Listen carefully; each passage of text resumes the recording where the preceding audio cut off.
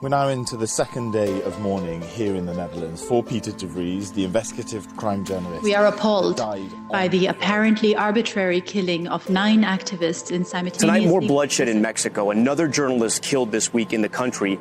5 reporters... He was known for fighting for the little guys, for trying to dig out corruption. From the Global Initiative Against Transnational Organized Crime, this is the Ripple Effect.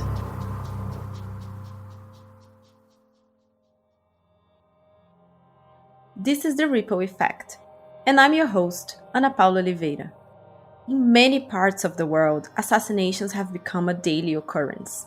In this podcast, we bear witness to the victims of organized crime by looking at why certain individuals are at risk of being murdered and what can be done to prevent it. In this episode, we look at how civil society can mobilize itself to fight against impunity and reduce harm to journalists and other civil society actors.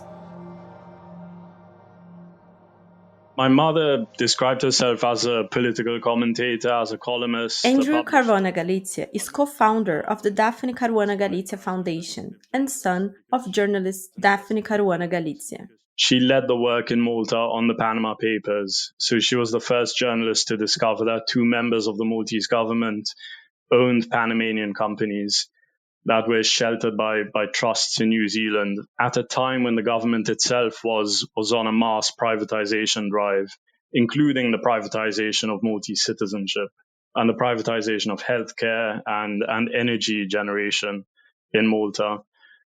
So obviously she suspected that these 2 members of government had created these sort of general purpose money laundering structures to funnel off kickbacks from all these privatization projects. And this is the story she worked on in the last year of her life. There were several angles, but the characters always remained the same. It was always the energy minister at the time, the prime minister's chief of staff, and the prime minister himself, and then a few other characters coming in and out of the picture. In October 2017, so about a year and a half after she first published her Panama Papers stories, she was murdered in a remotely detonated car bomb attack. And my family and I obviously suspected straight away that this was linked to her Panama Papers stories. But there were so many. I mean, one of the staggering things about her investigations is that the network of criminals was so large. There were so many people involved, so many names, so many different pieces, and they all somehow protected each other. Police in Malta investigating the murder of journalist Daphne Caruana Galizia have announced the release of the Prime Minister's closest aide. The journalist was killed in a car bomb attack in October. Galizia ran a popular blog in which she investigated high-level corruption cases. The assassination of Daphne Caruana Galizia made headlines around the world. It raised questions of a system of collusion between politicians and organized crime. Many in public office resigned, and the criminal trial is still taking place 5 years later. In 2021, a landmark public inquiry found that the state of Malta has to shoulder responsibility for this assassination because it created an atmosphere of fear and impunity. You may remember in the last episode where we discussed slaps, which are basically a way of powerful individuals to use the law courts to stifle investigations and the freedom of press. Daphne was facing several lawsuits and other threats. If there were more safeguards and protective measures in place, would Daphne have faced less criticism and danger? Tackling impunity is a fundamental step in responding to assassinations. Impunity can be described as the exemption of freedom from punishment, harm, or loss. Impunity rates for the murders of journalists is at 87% worldwide. In the previous episode, we heard from Guilherme Canela Godoi, the head of the Global Unity of Freedom of Expression and the Safety of Journalists at the UNESCO. He explains how UNESCO is approaching impunity.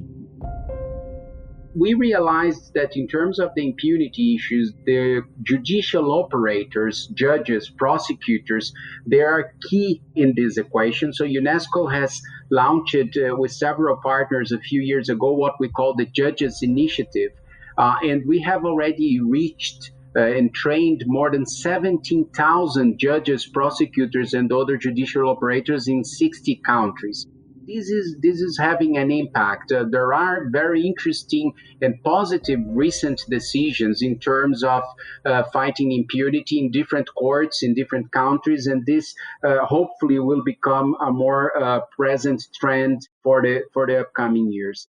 We are also supporting several member states with the creation of national mechanisms of protection of journalists. And this is being really helpful in many cases to enhance the policies on prevention, protection, and prosecuting the crimes.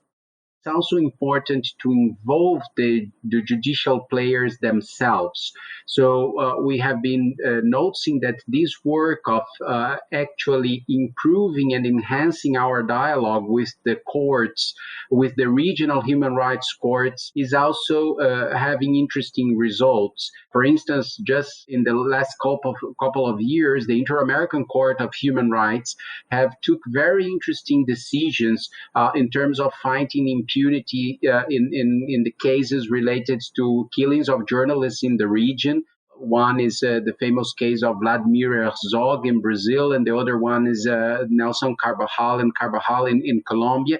And the Inter-American Court has said that the states, they have the obligation to investigate those crimes.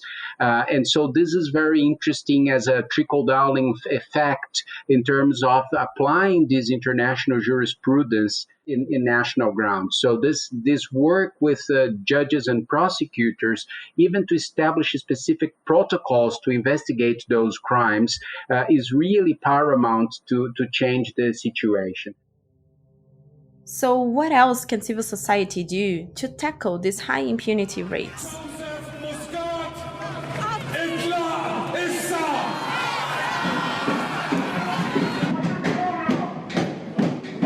Wanted someone in authority to just acknowledge what had happened and to reassure us that our worst fears were unfounded, that the atrocity wasn't committed by one of us, by anyone who we elected to power, by anyone we trusted. Dr. Simon,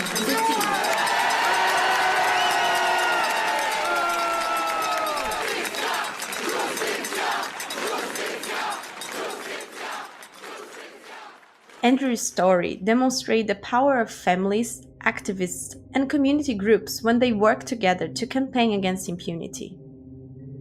When a journalist is murdered, it's often because the judicial authorities fail to play their role. So imagine you're the family member of a victim of an assassination, an activist or a journalist who's been assassinated. There's no one to turn to. You can safely assume that your family member was assassinated because the police stopped short, because the law enforcement authorities fell short of conducting a proper investigation against the people who murdered your family member. You know that your family member in particular was targeted because the rest of the press was either weak, complicit, looking the other way. So there are very few people you can trust in a situation like this. And you can either choose to stay silent, hoping that eventually things will change, that there'll be a sort of historical cycle and the bad guys will eventually lose. Or you could try to start doing things yourselves. And so we spoke, after my mother was assassinated, we spoke to a few people, including Pauline from Reporters Without Borders, but there were many others as well. And slowly we realized what we needed to do. We needed to create enough pressure on the government at the time, on the law enforcement authorities, for them to realize that it was scarier for them, more dangerous for their own survival, if they ignored us, if they ignored the public pressure and turned on their criminal backers. And eventually that's what happened. And now we know through a public inquiry that we managed to get underway that all the sort of cowardly tactics being employed by the police, by the Attorney General, for example, were really happening. So we had a situation where the Attorney General was advising the police not to investigate certain individuals, for example. So all of this was happening in the months leading up to my mother's murder, and probably continued even afterwards. Because unless there's enough public pressure, the comfortable way out for these people who are duty bound to enforce the country's laws is to simply do nothing, or do the bare minimal, which is to simply say investigations are ongoing. This is a complex case. And that has been the stock answer each time in my mother's case until there was a real breakthrough. And in each time in all previous assassinations in Malta. And I'm sure it's the stock answer used by law enforcement officials in any number of corrupt countries around the world. Guilherme echoes the importance of civil society getting involved in campaigning for justice and raising awareness, keeping the dialogue open between citizens and public institutions. As well, we need the buy-in of the society in general. So it's very important to keep this dialogue with the society, that when a journalist is killed, let's say by a drug lord in Ciudad Juarez in Mexico, obviously there is the strong ultimate impact to that family, to that journalist. But it's also that entire community that's being penalized by this crime against freedom of expression, against press freedom. These kind of crimes are creating silent zones in different areas of the world. So the society also should be mobilized to demand the end of impunity and to demand the enhancement of policies towards the safety of journalism. Things only really changed in Malta because of this public pressure, and because there were also regional and international organizations watching Malta very closely. Malta is a country that's very vulnerable to international pressure. It has no natural resources, its economy is completely open, it depends on its reputation, its financial center, and so on.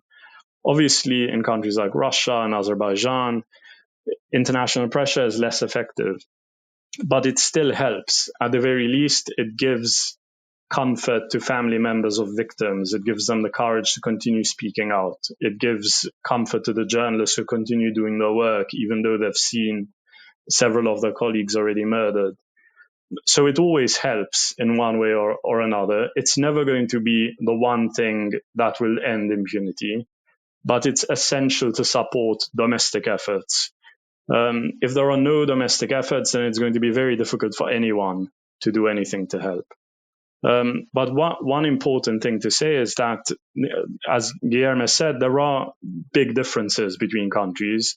I mean, my sense from observing other cases is that it's often in countries where you have some press freedom, some level of transparency, some level of civic activism, where journalists are murdered. In completely totalitarian countries, the governments do not need to have journalists murdered simply because journalists are already self-censoring. So that's why in Europe, for example, the murders were in countries like Malta, Slovakia. Most threats seem to be in the Western Balkans. And in these countries, you realize that often if efforts focus on increasing press freedom, you're perversely putting journalists in more danger, because you're not making similar efforts in other areas, like ensuring there's proper prosecution of the crimes that journalists are investigating, in ensuring that there's proper protection for journalists. My mother never self-censored. She faced so many threats throughout her entire career, but she never, ever self-censored. I said, because the world is full of irrational abuse of laws, and if everybody obeyed them, they would never get changed. And the point I made to them is that if efforts had been made on other pillars, her protection, for example, prosecution of the people she investigated, then it's clear to me that she would still be alive. There is still a long way to go to achieve justice for Daphne Caruana Galizia and the many other murder journalists around the world. The responsibility of providing justice ultimately lies with the state. But as we've learned in this episode, civil society can play an important role in demanding public accountability and fighting against impunity. This has been The Ripple Effect. Join us next time as we look at the assassinations of human rights defenders. If you enjoyed The Ripple Effect, please share and subscribe wherever you get your podcasts.